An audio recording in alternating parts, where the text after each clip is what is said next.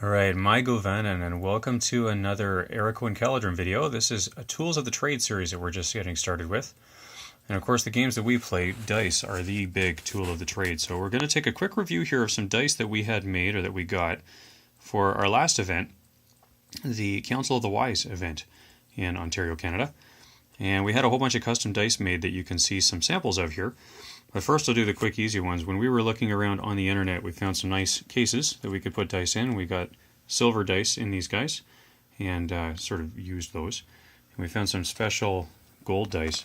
One of the things we did at this event that seemed to go over well and that was a lot of fun, there's only so many prizes you can give out for the people who win first place, so we added a bunch of other prizes. One was for the people who rolled the most sixes, and we gave them some golden dice. And for the people who rolled the most ones, and we gave them some skull and crossbone dice. And not skull and crossbone, just skulls.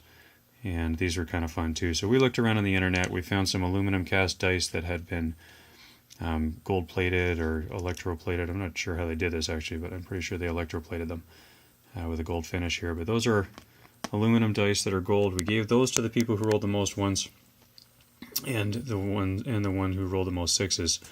And we were pretty excited about these.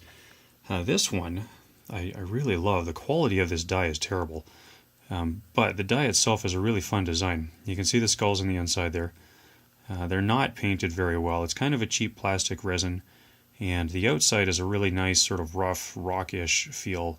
They roll really well, and they're just a lot of fun. So I would probably paint these if I kept them for myself, and touch up some of the black scuffs that are in there. This is the base color is that yellow color on the inside. The outside is all painted black, but it's a reasonably durable paint. It seems to roll well. So that one was a lot of fun.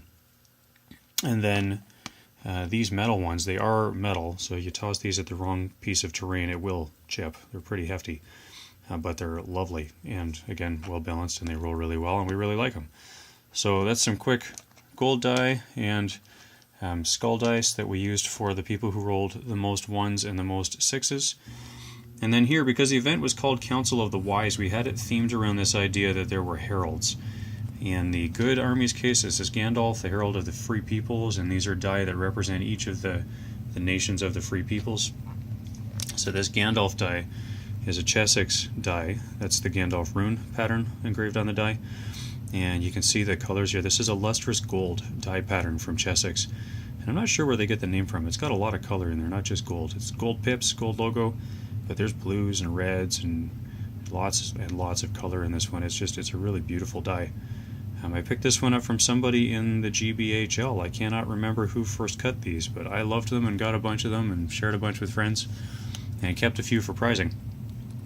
And then, of course, as the herald, the summoner of the free peoples, we've got other free peoples die in here. So I'll start with men in no particular order. This is from Chessex. This is a Gemini blue steel pattern, and we put the white tree on there. We downloaded the logos off of the internet and had these all custom cut by Chessex, and they're just sharp looking die. Really happy with how that one turned out.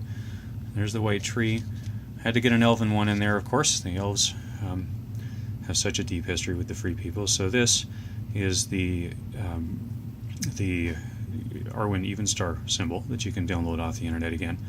This Chessex dice pattern is green gold with white pips. We used a couple of Gemini patterns in here. There's 4 Gemini in this box actually. This is from the Gemini series blue steel I mentioned, green gold. This is for hobbits, the little folk. We put a pipe in there for all the memories of pipeweed. Choose your farthing, lots of great pipeweeds there. Silver pips with green yellow Gemini. And some of these die actually turned out solid yellow. I was kind of disappointed. Some of them almost solid green, and some of them really beautiful mixes like this. And we were just really happy with how those turned out. So here for dwarves, of course you got to have dwarves in there. Battle axes, this is the Gemini copper steel.